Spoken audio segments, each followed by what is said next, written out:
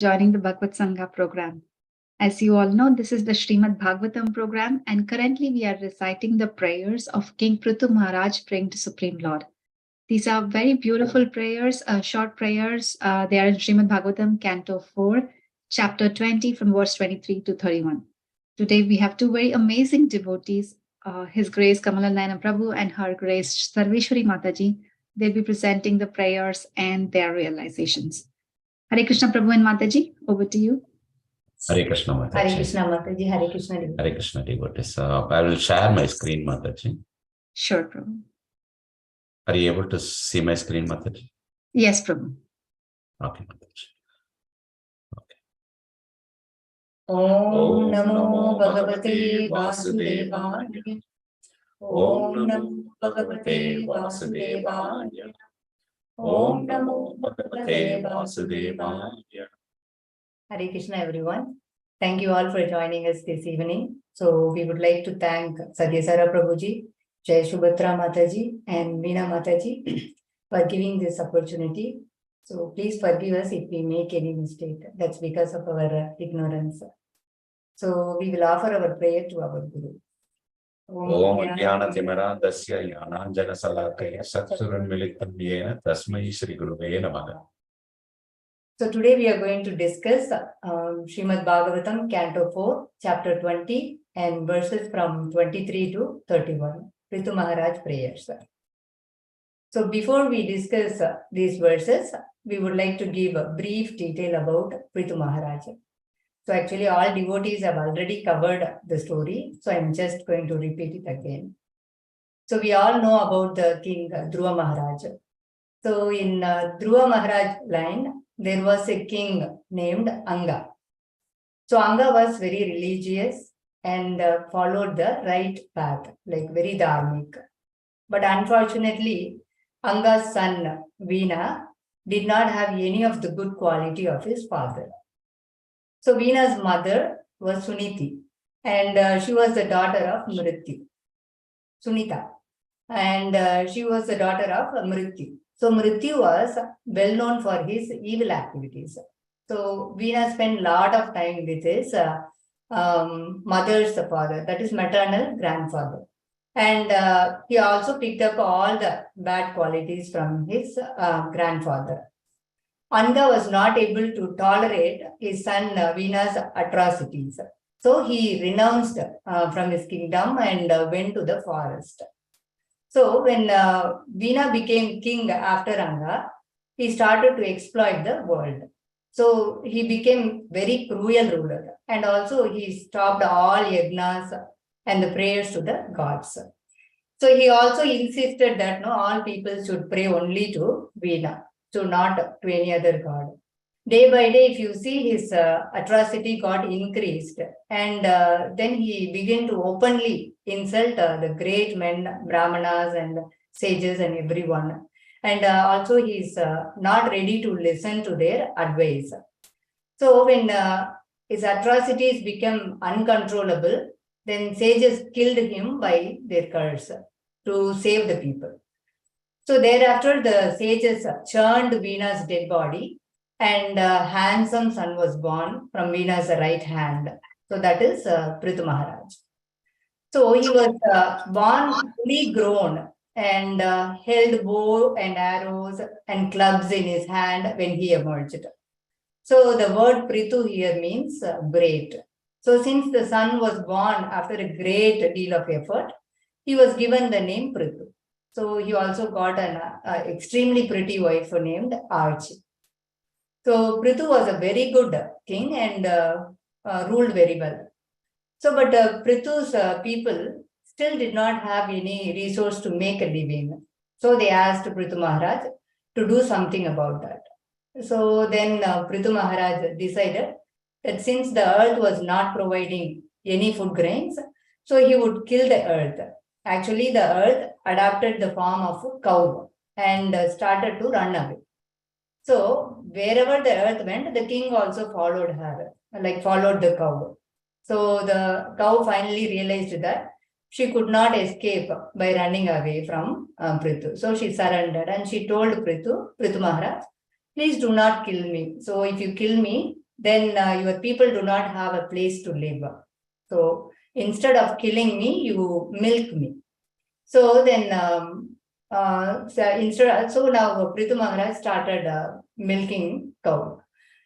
So now she started providing all food grains for people. So Prthu Maharaj also performed 100 Ashwamedha Yajnas. So that is Ashwamedha Yajna means horse sacrifice. So he completed 99 yajnas, but during the 100th yajna, demigod Indra kidnapped the horse deceitfully. So Indra had performed 100 Ashwamedha yajna, but he is not able to tolerate anybody equaling him. So he was afraid of someone occupying his position. So then Prithu's son was named Vijitashva. So he saw Indra stealing the horse deceitfully. So he also chased Indra for some distance, but Indra he has some power, so he transformed himself into sage, and he escaped from the place. So Prthu Maharaj was worried that he is not able to complete 100th yajna, and also got angry with Lord Indra. So in the meantime, Lord Brahma came to know about this, and he also requested Prthu Maharaj to stop continuing his yajna. So since Prthu Maharaj was a very pious and righteous person, he accepted Brahma's request. So he stopped. Even though Prthu Maharaj did not complete his yajna, because he is very pure devotee, Lord Vishnu appeared and asked the king to seek a boon. So Maharaj Prthu glorified Lord Vishnu by the following prayers. So I'm going to recite the sloka from Srimad Bhagavatam, Canto 4, Chapter 20, verse 23. Prthuruvacha varan vibhotvat varadeshvarat kutaha katam brunite gunavikriyatmana yenaarakanam api santi dehinam tanisha kaivalya pade brunena sa. Translation. My dear Lord, you are the best of the demigods who can offer benedictions. Why, therefore, should any learned person ask you for benedictions meant for living entities, bewildered by the modes of nature? Such benedictions are available automatically, even in the lives of living entities suffering in the hellish conditions. My dear Lord, you can certainly bestow merging into your existence, but I do not wish to have such a benediction. So here, when Lord Vishnu appeared in front of Prthu Maharaj and asked what benediction you want, so Prthu Maharaj first clarified to Lord Vishnu the benediction that he is not interested in. So this verse is all about what he is not interested in. So he said to Lord Vishnu, I do not want any benediction which makes me go to the higher planets of this material world, like Swargaloka, Maharaloka, etc. So only karmis will look for this kind of benefits. And also, I do not want the benediction of merging into the existence of the Lord. So only jnanis and yogis look for that kind of benediction. So this is called kaivalya. So according to devotees, kaivalya or merging into the existence of the Lord is considered as good as hell. So they don't want to merge into the existence of the Lord. So the word naraka means hell. So similarly, everyone who exists in this material world is called naraka, because this material existence itself is known as hellish condition of life. So always pure devotees are not interested in going to heavenly planet or merging into the existence of the Lord. So the first verse is all about like what he is not interested. Like he doesn't want to go to the higher planet, or he doesn't want to merge into the existence of the Lord. So now we will see the next verse, like 24th. Nagamaye nada tattapi aham kvachin nayatra yushmat saranam bujatavah mahattamandar pratayan mugachyuto vitatsvakarna yutameshamevaraha. Translation.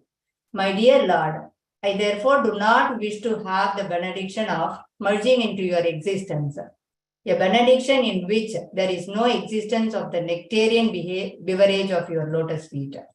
I want the benediction of at least 1 million years, for thus I may be able to hear about the glories of your lotus feet from the mouth of your pure devotees.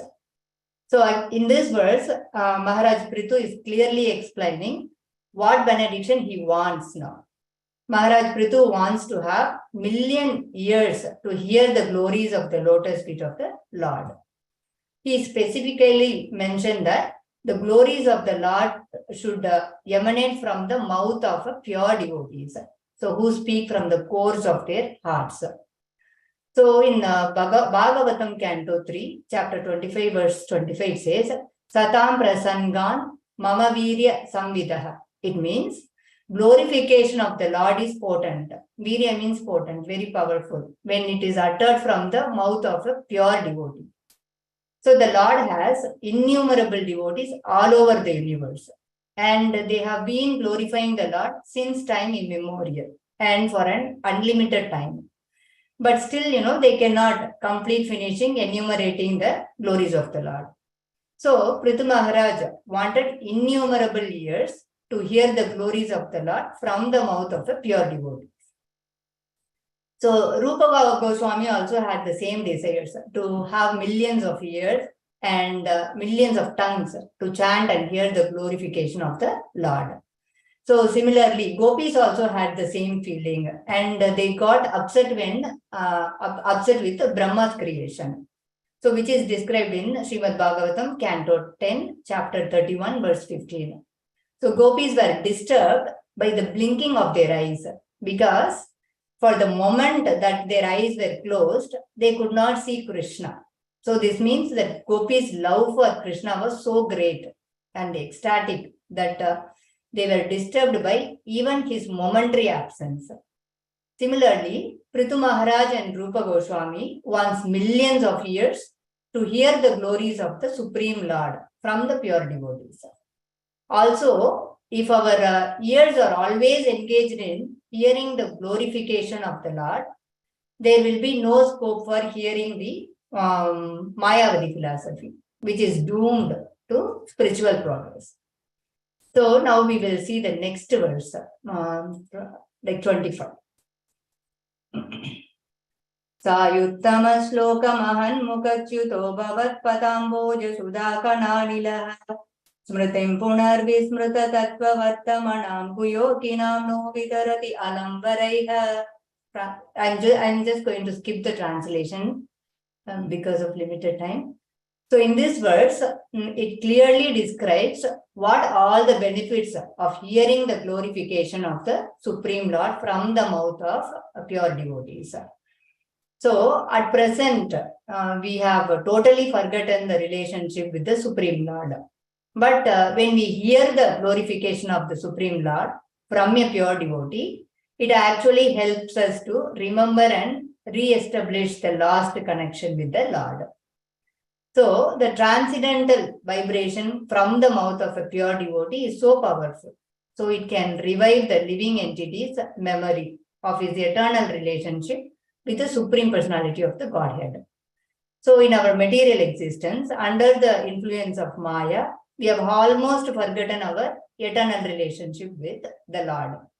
But if we take pure devotee, they always engage in the service of the Lord, taking shelter of his lotus feet. And therefore, he has a direct connection with the saffron mercy particles that are spread all over the lotus feet of the Lord. So currently we are called Guyogi. Guyogi means we are engaged in the service of the material world. But we need to become Suyogi. Suyogi means to come to the platform of doing devotional services to the Lord. How we can transform? Only by hearing the glorification of the Lord from the pure devotees and engaging in the service of the Lord. So now Kamala Nayaana will continue from here. Thank you. So 26th verse. Yasha Shivam Sushrava Arya Sankame Yachruchaya Sobas Runoti Te Satkrut Kadam gunagno viramit vina pashum siryat prabhavre gunasankarahe chaya. Hare Krishna devotees. So, because of the limited time, and I'm going to cover very limited points from each verse. So, Sarveshvari talked about the 25th verse, how, when you, how do you, what are the benefits if you hear the glorifications from the Lord, from the pure devotee's mouth. That's what in the 25th verse, but the 26th verse. So how do I do that? That's what Prthu Maharaj is explaining in this 26th verse. When you want to glorify, when you want to hear the glorifications of the Supreme Lord by the pure devotees, how can you do that? Only because of association you can do that. If you are not going to associate with pure devotees, definitely you are not going to get that benefit. So this particular verse is talk about association importance. So when you associate with the pure devotee, then you can hear the glorifications of the Supreme Lord from their mouth. And we can, when you hear the glorifications, what are the benefits? When you hear the glorifications, you will develop the taste for chanting and also other devotional services. So this comes only because of the association. So when you associate with other devotees, you will develop the bhakti. So, and also Prthu Maharaj, points out one important things here. You take that, goddess, how important is the association is mother goddess, the Lakshmi, mother goddess of fortune, Lakshmi. She is the wife of Lord Vishnu, but, she does the devotional service, but still she thinks that, the gopis, they are having the pure love, and she was, surprised by that, how they are having that pure love. And she wanted to have that pure love. So she associated with that, the gopis. And, for that, she underwent a lot of austerities also. So here you take that, Mother Goddess Lakshmi, even though she is wife of Vishnu, she admired by, the gopis' love. And she associated and she gained that, the knowledge and the other things from them. So this is, spiritual thing. This is called the spiritual envy we recently discussed about. But what Sarveshvari discussed about, in the story, Lord Indra and that, Prthu Maharaj, it still happen in the material world. That envy is material envy. That's because of that, Indra looted, stole his horse, and, he gave the trouble and wanted to stop. But here, Lakshmi, mother, goddess of fortune, Lakshmi, she aspired by that, the pure devotees, the gopis, and she learned and she wanted to go to their level. That's the difference between the spiritual envy and this one, the material envy. We'll go to the next verse. Verse 27. Ata bhajedva kila purushotamam gunalayam bhatma kareva lalatah. So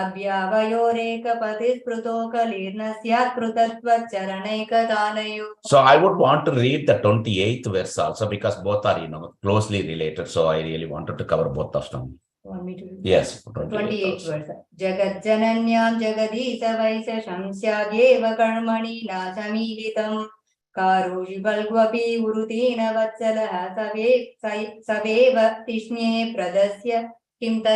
So in this verse, the Lord addressed as Akila Purushottama. So when I do the service, for whom I am doing the service, Supreme Lord I am doing. So that means, he is going to enjoy that. And here he says, Purushottama. Purusha means enjoyer, and Uttama means, the best. So ultimate enjoyer is what? Who, Lord Vishnu, Supreme Lord Krishna. So now we are jivas, we are to be enjoyed. But Lord Purushottama, Lord Krishna, Lord Vishnu, he is the supreme enjoyer and we are to be enjoyed. So how he is going to be enjoyed? When we perform services to him, he is going to be enjoyed.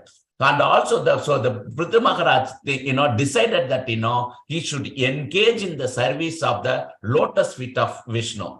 So, lotus, when he does the service to the lotus feet of Vishnu, and Supreme Lord, gets lot of enjoyment. In this, verse, if you take that, two kinds of enjoyment Lord, Supreme Lord is going to have. One is by getting the service from devotees, pure devotees. He is getting the enjoyment. The another one is by doing the service for pure devotees, Supreme Lord is getting enjoyment. The second one is called BhagavatSanga. So that means, Supreme Lord, or we may wonder, how come Supreme Lord is going to do the service? If you are pure devotee, definitely he is going to do the service. For example, he served the charioteer for Arjuna. He served, the gatekeeper for, Bali Maharaj. And also the one other thing, that the third one is, the Sudama. He washed his feet. So if you give true love and true service to Krishna, then Krishna will do the service. By that, he will get the enjoyment. That is called BhagavatSanga. And related to the 28th verse. So but now here, Prthu Maharaj is so careful. Okay, I am going to do the service. Where I am going to do the service? I am going to do the service on the lotus feet. But at the same time, Mother Lakshmi also doing the service. You always see this picture, she is always massaging Lord Vishnu's legs. So she is also doing the service. But she is doing the service in Madhurya Rasa. But I am going to do the service in Dasya Rasa, servant. As a servant, I am going to do the service for the Supreme Lord for his lotus feet.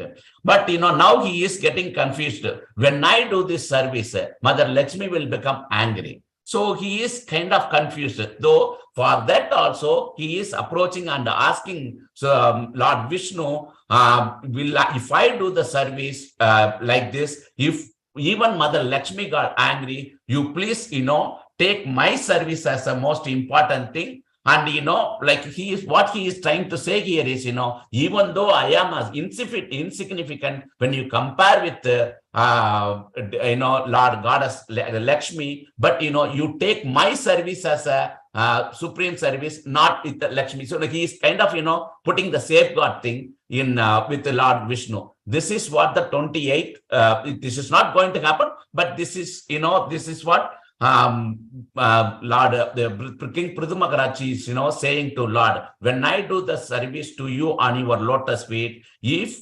Lord, Mother Lakshmi is getting angry or anything upset, don't, you safeguard me. That's what he is trying to say here. And we will see that, another verse, that 29th verse. 29th verse. Bhajantya tattva mata eva satavo vyudhastamaya guna vipramotajam bhavad bhatano smarana krute tam nimittam anyad bhagavanna vidmahe. So here, Prthu Maharaj, this verse says three kinds of things, The karmis generally engage in the fruitive activities for material body comforts. But the jnanis, they gain the knowledge and they attain the self-realization. But self-realization is not complete unless one comes to the devotional form. So Prthu Maharaj says that here the important point, what Prthu Maharaj says in this verse is, even though the people, they got the self-realization, liberated, and also they are getting the bliss and everything, but when a pure devotee does the devotional service, pure devotional service to the Supreme Lord, whatever the happiness, the blissful they are getting by this service, it is more value than, the people, those who are liberated, even liberated and, Paramatma realization, like, by getting the knowledge, they liberated and, they attain, spiritual world. And also when they are existing into the Brahman effulgence, and they are also liberated. But the bliss they are getting by those things is much more invaluable than what I am, the pure devotee, is doing the service to the Supreme Lord, by surrendering to the lotus feet. That's what this particular verse talks about. And then the 4:30. Sorry, I'm running really fast because we don't have a time. Verse 30. Manye giram te jagatam vimon hinim varam brunishvedi bhajanta matayat Vashanu yadi te jano noshitah katam punakarma karoti mohitah. So here also,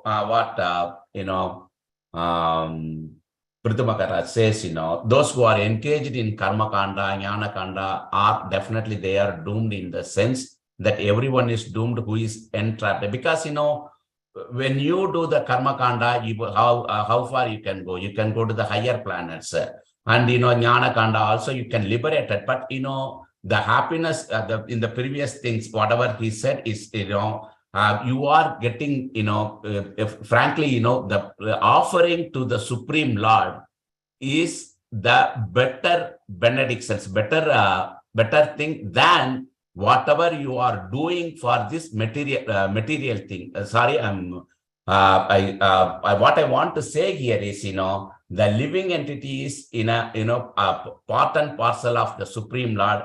His immediate business is to engage in the service of Supreme Lord, devotional service of the Supreme Lord. That is what really he wants to specify in this. No need to focus on the Brahman existence, merging with the existence, or the gaining the knowledge and attaining the Supreme, the Paramatma realization, or whatever it is. Don't go with the jnanis or karmakantis, but always engage in the devotional service of the Supreme Lord. That is what he is saying here. A pure devotee is not at all interested in bhukti, not bhakti. Bhukti or mukti. Bhukti means, the material thing. Mukti means, liberation. He is not interested. He is always interested in serving the Supreme Lord. 31. Verse 31. Tvanmaya yada janaisha kantito yatanyata shastarutatmano putah yada sarit bhala hitam pita swayam tata tvameva asinasamihitum. So, in this verse, the 31st verse, what Supreme Lord, the Prthu Maharaj is saying that, it is that we consider as a son, and, Supreme Lord is our original father. So, when Vishnu appeared before, Prthu Maharaj, he discussed everything, what we need to do, all those things, engage in the devotional service and the surrendering to the lotus feet and everything. Then he realized, why do we need to ask benedictions to Supreme Lord? Because he is our father. So he knows, what is best for me. So he is telling, Lord Vishnu, you know better than what I need to ask for. So you give me the benedictions. I don't want to ask for, if I ask anything, it may be, less, or, I would have asked, like some of the material things, like, going to the higher planets, or, Brahman realization, or, all those things, I might have settled there. But, if you give me the benediction, you will always give me the best benediction for me. I may not be aware of it. So that's what, this particular verse says. And in this verse, I wanted to, it is practically proven also. In one of my childhood, when I was doing 5th grade or something, we used to celebrate Independence Day. When the Independence Day comes, they put a big silver plate and they put all the chocolates. And, my science teacher was standing in front of the silver plate and ask us to take the chocolates. Everybody come in the line and take the chocolate. So we go and everyone, take the chocolates and leave. One of my friend, his name is Kumar, and he said, sir, it is not appropriate to me taking the chocolate in front of you. Since you are there, you give me the chocolate. I don't want to in front of you. If I go and take it, maybe it's disrespect for you. Then the master realized, how great he is, and he put that hand in the chocolate, and he gave the chocolate. When we took it, since our hand was very small, we took it only 7 or 8 chocolates, but he got 15 chocolates because that master gave him. This is exactly what even Vishnu or Supreme Lord appear in front of us. We have to give the choice to Supreme Lord. He knows what to give for us. Our duty is, to do the pure devotional service. And also one more important thing, the big hidden thing in this verse is, not only this is the relationship between the Prthu Maharaj and the Supreme Lord, it is also we need to understand, we need to have the same kind of thought process with our Siksha Guru. When our Siksha Guru gives us any service, we should do that. We should, without hesitation, we should do that. We should not, ask for, give me this service, that service. But instead, you just tell, you know better of me and give me any service. We should not go and ask for, I only do, Arati service. I don't want to do the toilet cleaning service. No, we should never do that. This is exactly the hidden meaning of this particular verse. Our Guru, our Siksha Guru knows better what to give, because he knows our Rasha, he knows what kind of mood we are, and he gives us the better service. That's the mood we should take it from this verse. Thank you so much. Sorry, I rushed over it. I'm really sorry because of the very limited time. If I made any mistakes or misspoken anything, please forgive me. Thank you. Hare Krishna. Hare Krishna. Hare Krishna, Prabhu and Mataji. That was an excellent class. Really very nicely you all told the key points of all the verses, covered the context of Prthu Maharaj and what learned from these prayers. Mataji, you beautifully recited all the prayers. Just a few points that, I would, so many points, but just a few I would like to mention is merging into the merging into Brahman is like hell even for the pure devotees. They don't want to do that. And they just want to hear from pure devotees, because that's when, the eternal relationship with the Lord they will get. That's what Prthu Maharaj is asking for. And the key point is association of devotees and devotional service. That's very, very important. And Prabhu, very nicely, we have to surrender to our Guru and accept the service given to us. And really very nice realization you said, Prabhu, about how we should ask the Lord to give what Lord knows what is the right thing for us. We should not be asking. And a nice example from your childhood. Thank you, Prabhu and Mataji. That was a beautiful presentation. It was so wonderful to hear you both present. With that, thank you all devotees for joining the BhagavatSanga program today. We will conclude the program today and see you all next week. Hare